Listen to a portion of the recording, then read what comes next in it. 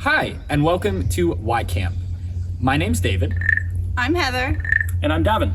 And we want to welcome you to our third video on our leadership series. And today we're going to be talking about goal setting. For this video, all you're going to need is a pen or markers, a paper, and a ruler if you want one. Before we get started, we'd like to take a moment to acknowledge that we're on the traditional and unceded territory of the Coast Salish people, specifically the Squamish Nation, and we're delighted to be here today to share this with you. Now that we've identified some characteristics that we see as important in a leader, as well as our leadership style in the past videos, in this video we are going to focus on goal setting and how we can use these characteristics and leadership styles to help guide us to accomplishing some things that we want to see done within ourselves as well as our community. In this video, you're going to want to look back onto the characteristics that you had in video 1 to help guide you along in this process. For this video, you're going to want to consider a moment of where you are now and where you want to be moving forward. To get started, I want you to think back to your leadership style from video number 2. When you're ready, comment down below with what your leadership style is. And as an extra challenge, I'd like you to think of someone who has the same leadership style as you. It could be someone famous, an athlete or a celebrity or a singer, or it could be somebody you know from home, your club, a school, or your YMCA. For our first activity today, we're going to do some brainstorming on different areas of our lives where we maybe want to set some goals so we can see our impact. So up top, we're going to mark down a characteristic that we view as important in a leader. For example, some of mine from the first video were creativity or initiative. Then what we're going to do is we're going to draw a circle and we're going to split it into different sections. You can do 3 to 4 sections. Each of these sections is going to represent a different aspect of your life that you play a role in. For example, some of these may be school, home, a job, or a club, or your YMCA. Then what we're going to do is we're going to start thinking of ways that we can show this value in these different sections of our lives. Great. So now that Davin and Heather have their circles drawn, what they are going to do is they are going to choose areas of their life that they would like to see this characteristic embodied in. So like I said before, this could be in their work, at home, any club or group that they're a part of, or even at their YMCA.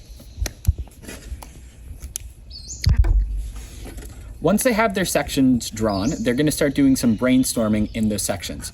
It's okay to not have a full idea ready. We're going to have a part 2 where we look a little bit more in depth to the area and some goals that we want to see within it. It can be really helpful just to put down some different parts of your home life or your school life that you would like to see yourself doing more work in or embodying this value more in. So now, Davin and Heather are going to share with us the values that they chose and one example of each area on their circle.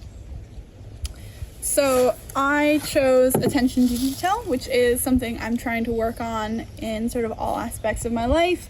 So at home, that looks like I'm sometimes pretty lax at doing my chores, and that's something I'd like to work at with my friends. I'd like to make better plans in advance, maybe, because sometimes we don't know what we're doing before we get together. In my volunteer commitments outside of work, I want to create a better schedule, I think. And for work, I put my email because there is a lack of attention to detail in my email folders right now. So I focused on time management.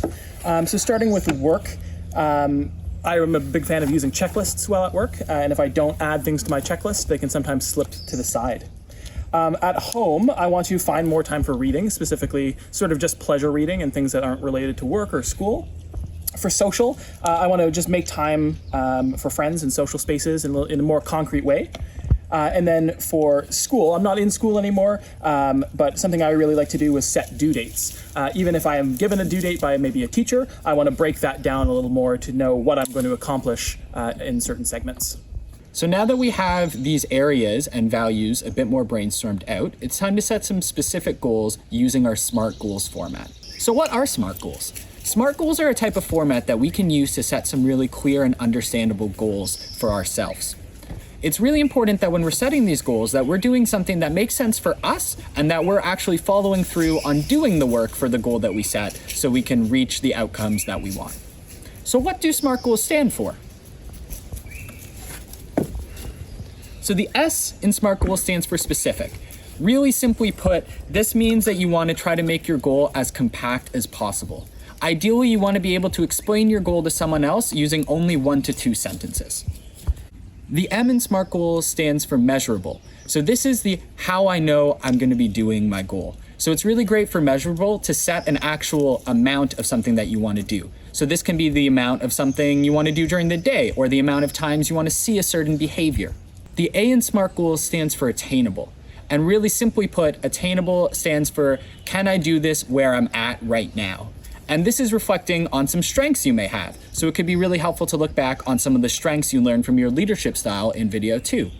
If there's any limitations in the way, it can be very helpful to start considering them at the beginning of planning the goals so that if they come up, we already have a strategy to move past them. The R in SMART goals stands for realistic.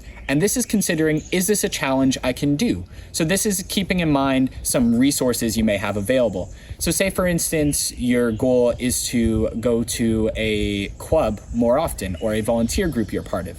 If you need to drive to that club, will you be able to get a drive there? Or will you have to arrange some other type of transportation? It also involves considering what makes you think that you can do this goal where you're at right now. So considering some of your strengths and some areas you want to improve on. The T stands for time-based. And what this means is setting a timeline for when you're going to check in to check your progress on your goals. So this could be setting a midpoint to checking in the progress that you've had so far, as well as an end goal and a time that you want to check in to see, have I reached my goal yet? If I haven't reached my goal yet, what work do I still need to do to get there?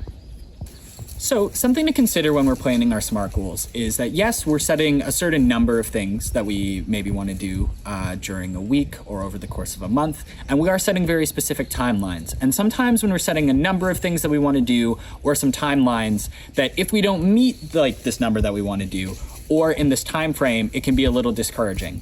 And I just want to clarify that the reason we set these things isn't so if we feel good or bad if we do or don't do these things, but just giving us a reason to think a little bit more about the goal we're doing and the progress. Because if we're actually setting a number and a timeline, it can help guide a conversation with ourselves of, oh, this is great. I have done this many things over the course of this week. Or maybe you didn't reach that goal that week, and it can get you thinking about what were some reasons of why I didn't reach my goal for this week and how next week I can be a little bit more proactive of making sure that I set aside the time to do the things that I want to do. So Devin, what was the goal that you set for yourself? So one of my SMART goals in the home section was specifically time management when it comes to reading. So my SMART goal here is to read at least one chapter of a book every weekday evening. I think it's important to measure it out and say at least one chapter, so I have that measurement there, but also that I can go beyond that, and I'm not asking too much of myself every night. I specified I want to do this on weekdays because one of my SMART goals for weekends is to designate specific social time, and I didn't want my SMART goals to conflict with each other. Great, thanks for sharing, Davin. Now, Heather, do you want to share your goal with us? Yeah, totally. So my SMART goal was at home and in regards to doing chores and just having a little bit more attention to detail.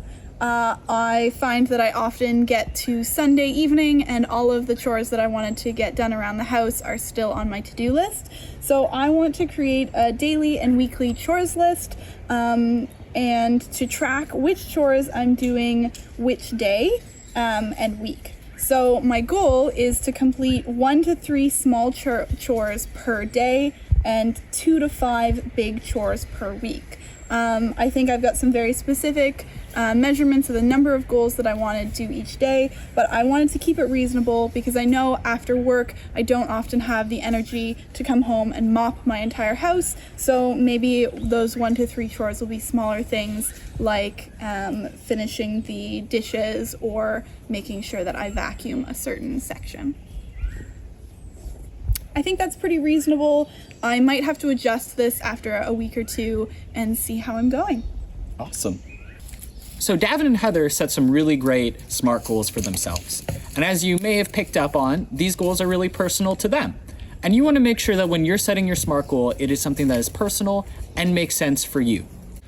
That being said, you can adapt some of these ideas to your own life. So say, for example, you could take Davin's idea of reading every weeknight and doing it to every day after school, making sure that you read a chapter of something that you want to do for fun. Or with Heather's goal of doing chores, you can always talk to a family member of setting some specific times where you can help them out with chores or they could help you out doing them. Over the course of the last 3 leadership development videos, we hope you've had the opportunity to reflect on what leadership means to you and some role models that you can look up to in your leadership development, as well as to get a better understanding of what kind of leader you are and made some goals to help you move forward to become a better leader. Remember, it's not all about big actions. Every little thing that you do contributes to your leadership development. If you like this video, hit the like button, and if you want to see more, subscribe to our channel. Hey, Rain, I have a riddle for you. The more you take, the more you leave behind. What are they? Footprints.